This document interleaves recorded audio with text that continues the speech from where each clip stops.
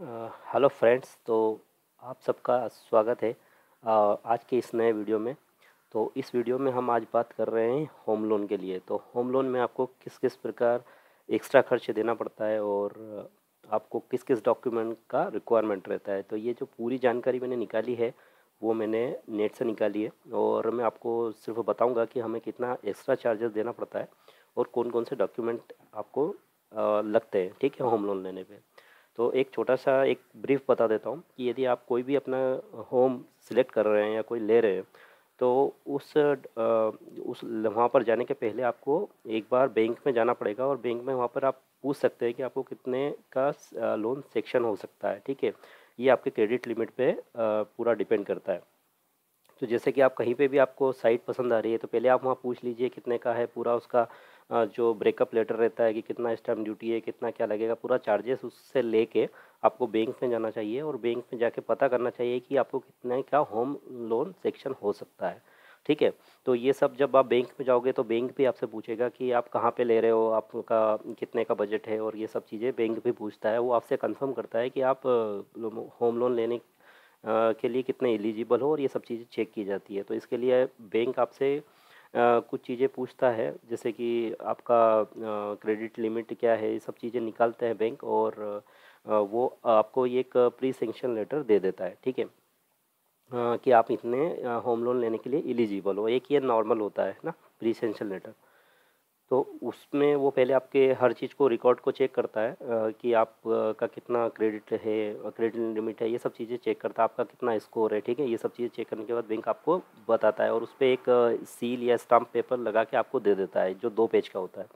अब वो लेटर ले जाके आप जब यदि अपने बिल्डर के पास जाते हैं तो बिल्डर को आप ये सब चीज़ें दिखाते हैं तो बिल्डर भी आपको एक प्री एग्रीमेंट लेटर आपको 2 या 3 4 पेज का दे देता है, ठीक है। और वो क्यों ज़रूरी रहता है, क्योंकि वो फाइनल आपका वी कैन से फाइनल आपका जो होम लोन के जो डॉक्यूमेंट क्रिएट होते हैं उसके लिए ज़रूरी रहता है। तो आज के वीडियो में दोस्तों हम ये बात कर रहे हैं कि आपको क्या क्या रिक्वायरमेंट रहता है डॉक्यूमेंट का और आपको कितना पैसा एक्स्ट्रा चार्जेस लगता है होम लोन लेने पे, ठीक है। तो मैं स्टार्ट करता हूँ यहाँ से। ये देखिए आप इसमें लिखा हुआ है सेक्शन डॉक्यूमेंट फॉर सैलरीड। यदि आप सैलरीड पर्सन हैं, अभी मैं सैलरीड पर्सन की ही बात करूँगा यहाँ पर, तो आपको क्या क्या लगता है, ठीक है। फर्स्ट आपको लगेगा pan card for both applicant. Both applicant means यदि आपकी वाइफ है और आप या जो भी 2 एप्लीकेंट होते हैं उनके लिए आप उन दोनों का पैन कार्ड लगेगा। Address proof of both applicant, आपका परमानेंट और लोकल दोनों एड्रेस प्रूफ लगेंगे। 3 मंथ की सैलरी स्लिप लगेगी और 6 मंथ का बैंक स्टेटमेंट। इसके बाद फॉर्म 16 लगेगा, latest 2 year, 2 photo for both applicant, 2 checks for search report valuation and any loan on going repayment track record and bank statement, appointment letter, confirmation letter और company ID card. इसमें आपको appointment letter या company का ID card और confirmation letter लग सकता है। Previous company relieving letter, experience certificate. तो ये जितने भी पॉइंट है 9, इसमें से आपको ये सब डॉक्यूमेंट लगेंगे यदि बैंक लेता है तो। और इसमें से कुछ यदि रिड्यूस भी हो सकते हैं तो हो सकते हैं, लेकिन ये आपके मतलब वैलिड जो डॉक्यूमेंट लगेंगे वो है, ठीक है। और हम नेक्स्ट करते हैं। तो ये देखिए एग्जिस्टिंग बैंक डॉक्यूमेंट। यदि बैंक डॉक्यूमेंट में आपको आप जैसे आपका जो अकाउंट रहेगा जिसमें आप जिससे आप होम लोन लेना चाहते हैं तो ये आपको सब लगेंगे। देखिए original list of document, latest outstanding letter, repayment track record 1 year और सेक्शन लेटर, पासबुक और चेक, कैंसल चेक, ओके। तो और अभी आगे बढ़ने के पहले मैं आपको बता देता हूँ कि आपको लोन कैसे लेना चाहिए। जैसे जो भी बिल्डर आप सिलेक्ट कर लेते हैं, ठीक है, तो वो आपको कुछ बैंक के नाम बताता है। तो जनरली वो लिस्टेड बैंक होते हैं वहाँ पर। और जो लिस्टेड बैंक होते हैं उसी से आपको लोन लेने का फ़ायदा ये है कि उनका एक टाई अप रहता है और वो जल्दी से आपको सेक्शन भी कर सकते हैं और कुछ चीज़ें आपको नहीं करनी पड़ती है। लेकिन जब भी कोई बिल्डर से आप यदि होम लेना चाहते हैं तो पहले ये चेक कर लीजिए कि उस आप रेरा पे चेक कर सकते हैं कि उस पे कोई लिटिगेशन का कोई केस तो नहीं चल रहा है। यदि लिटिगेशन का केस चल रहा है तो प्रॉब्लम ज़्यादा कुछ नहीं होती है, लेकिन ऐसा है कि आपको हर होम लोन का हर एक अमाउंट देना पड़ता है। पर इन केस यदि कोई लिटिगेशन का केस नहीं चल रहा है तो आपको कहीं ना कहीं कुछ मतलब जो उसका पेमेंट है उसमें से कुछ का डिस्काउंट मिल जाता है, मतलब कुछ चीज़ों का पैसा नहीं देना पड़ता है यदि उसमें कोई भी लिटिगेशन केस नहीं चल रहा है बिल्डर पर। तो ये मैं आपको आगे बताऊंगा कि ऐसा क्या है। यदि लिटिगेशन चल रहा है जो कि आप रेरा पे देख सकते हैं, कोई भी लिटिगेशन चल रहा है, तो आपको होम लोन में हर एक सेक्शन, हर एक जो बोल सकते हैं, हर एक पॉइंट का, हर एक बात का पैसा देना ही पड़ता है। ठीक है, तो ये सब चीज़ें जो आप देख रहे हैं स्क्रीन पे, ये है सब एग्जिस्टिंग बैंक अकाउंट, जो आपको बैंक के जो डॉक्यूमेंट है वो देने पड़ेंगे। और हम नेक्स्ट करते हैं।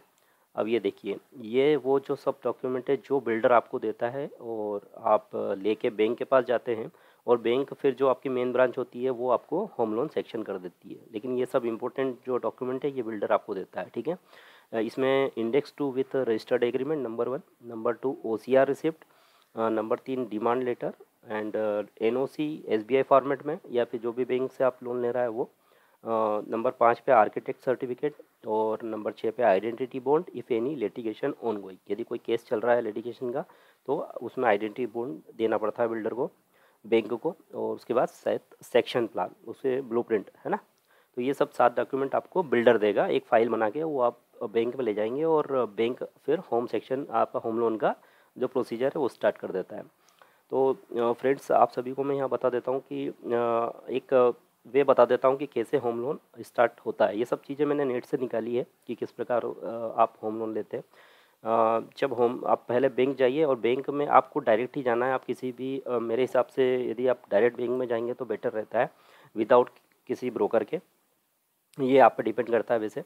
पर यदि आप बैंक में जाएंगे तो वो आपको पूरा प्रोसीजर बताते हैं। पहले एक आपसे सब जीरोक्स ले लिया जाता है, जिसमें कोई मतलब ये जो ओरिजिनल कॉपी रहती है वो नहीं लेते हैं। एक नॉर्मल जीरोक्स कॉपी आपकी पूरी फाइल की ले ली जाती है, और फिर आपकी फ़ाइल प्रोसेस हो जाती है। और फाइल प्रोसेसिंग के बाद आपको फिर मेन ब्रांच में बुलाया जाता है, और वहाँ से फिर ये सब चीज़ें आपको जो बिल्डर देता है वो सब आपको सबमिट कराना पड़ती है। ठीक है, ये काफ़ी ईजी प्रोसेस है, पर आप यदि बैंक में जाएंगे तो ही सही रहेगा। ठीक है, और इसके बाद हम देखेंगे कि यदि सपोज़ आपको लोन ले रहे हैं आप, तो आपको क्या क्या कितना एक्स्ट्रा पेमेंट देना पड़ता है। ठीक है, ये देखिए, तो यहाँ पर मैं एक एग्जांपल ले रहा हूँ फ्रेंड्स, कि यदि आप कोई होम लोन ले रहे हैं और आप उसका कितना भी चार्जेस है, लेकिन यहाँ एग्जांपल के रूप में यदि हम समझ रहे हैं कि 30 लाख का हम यदि होम लोन ले रहे हैं, ठीक है, ये एक एग्जांपल है, तो आपको कितना एक्स्ट्रा चार्जेस देना पड़ता है, ठीक है, बैंक को।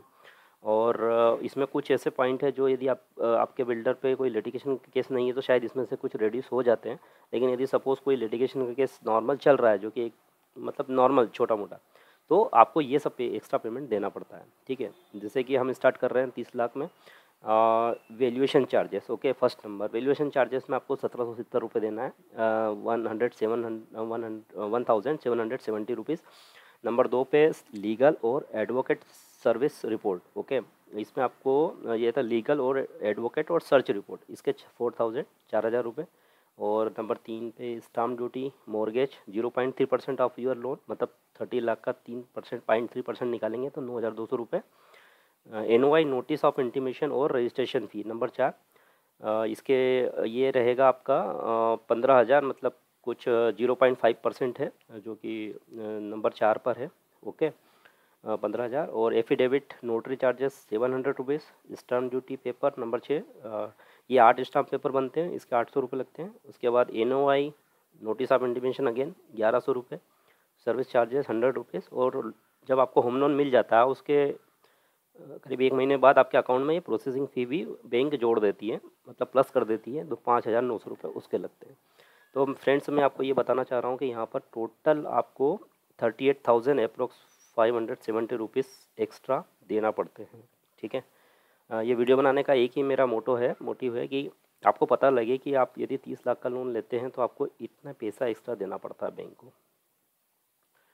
एंड ये मैंने आपको बता ही दिया है कि डॉक्यूमेंट कौन कौन से लगेंगे, और इतना पैसा आपका एक्स्ट्रा रहता है। ठीक है, तो ये 30 लाख यदि आप लोन लेते हैं तो इतना एक्स्ट्रा पैसा आपका जाएगा। ठीक है, और ये प्रोसेस सिंपल यही है कि आपको मेन ऑफिस में बुलाया जाता है, और वहाँ से आपको ये सब प्रोसेसिंग हो जाती है।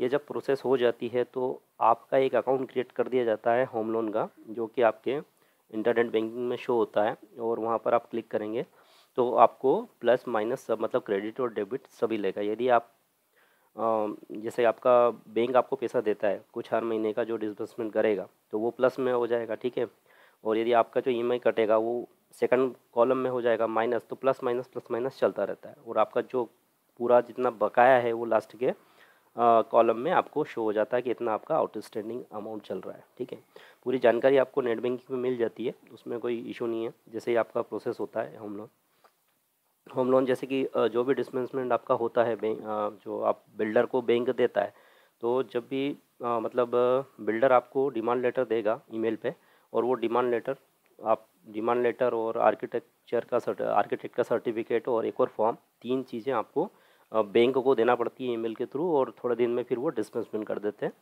और जब वो डिसमिसमेंट कर देते हैं तो वो आपको उधर आपके अकाउंट में दिख जाता है, और उस पर कितना इंटरेस्ट लगा वो भी उसी महीने में जुड़ जाता है। मतलब वो आपके प्लस कर देते हैं आपके इसमें आपके होम लोन अकाउंट में। ठीक है, तो आपको देना ही है, लेकिन ईएमआई आपकी हर महीने की कटती रहती है जो भी आपकी फिक्स है, और जो ब्याज है इंटरेस्ट है वो उसी महीने ऐड कर देती है बैंक।